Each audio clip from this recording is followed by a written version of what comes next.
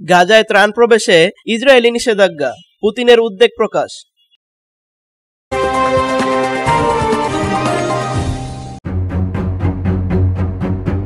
ফিলিস্তিনের অবরুদ্ধ গাজার পরিস্থিতিকে মর্মান্তিক এবং মানবিক বিপর্যয় হিসেবে বর্ণনা করেছেন রুশ প্রেসিডেন্ট ভ্লাদিমির পুতিন।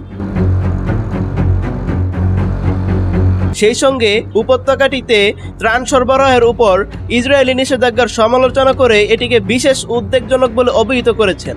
শনিবার 10 মে এক প্রতিবেদনে এ তথ্য জানিয়েছে তুরস্কের বার্তা সংস্থা আনাদোলু। মস্কোতে ফিলিস্তিনি প্রেসিডেন্ট মাহমুদ আব্বাসের সঙ্গে সাক্ষাৎকালে পুতিন বলেন, মস্কো ফিলিস্তিন ইসরায়েলের সংঘাতে উদ্বেগ এবং সহানুভূতির সঙ্গে দেখছে। তিনি বলেন, জর্ডান নদীর পশ্চিম তীরে উত্তেজনা বাড়ছে। গাজা সত্যিকার অর্থে একটি মানবিক বিপর্যয়ের সম্মুখীন হচ্ছে। রাশিয়া ফিলিস্তিনি জনগণের বন্ধু হিসেবে নিয়মিত সহায়তা দেওয়ার চেষ্টা করে। গত 1 বছরে খাদ্য, ঔষধ এবং প্রয়োজনীয় সরবরাহ সহ 800 টনেরও বেশি পণ্য গাজাবাসীদের কাছে পৌঁছে দেওয়া হয়েছে। প্রেসিডেন্ট পুতিন এ সংঘাত সমাধানের বিষয়ে রাশিয়ার অবস্থান পুনর্ব্যক্ত করে বলেছেন, এই অঞ্চলে টেকসই শান্তি অর্জন করা সম্ভব কেবল একটি সার্বজনীন স্বীকৃতি আন্তর্জাতিক আইন কাঠামোর ভিত্তিতে, যা দুদেশের জনগণের জন্য দুটি রাষ্ট্র প্রতিষ্ঠাকে সমর্থন করে। তিনি আরো বলেন, উত্তেজনা কমাতে রাশিয়া আর কি করতে পারে সে বিষয়ে আমরা মতামত বিনিময় করব। স্বাভাবিকভাবেই আমরা দ্বিপাক্ষিক এক এজেন্ডায় গুরুত্বপূর্ণ বিষয়গুলো তুলে ধরব।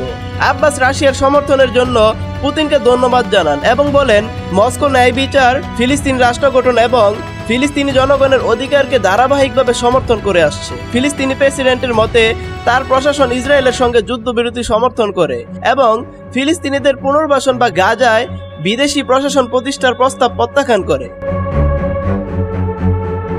গত 15 মাসেরও বেশি সময় ধরে টানা অভিযান চালানোর পর যুক্তরাষ্ট্র ও মধ্যস্থতাকারী অন্যান্য দেশগুলোর চাপে গত 19 জানুয়ারি থেকে গাজায় যুদ্ধবিরতি শুরু হয়। তবে বিরতির 2 মাস শেষ হওয়ার আগেই গত 18 মার্চ থেকে ফের গাজায় সামরিক অভিযান শুরু করে দখলদার ইসরায়েল বাহিনী।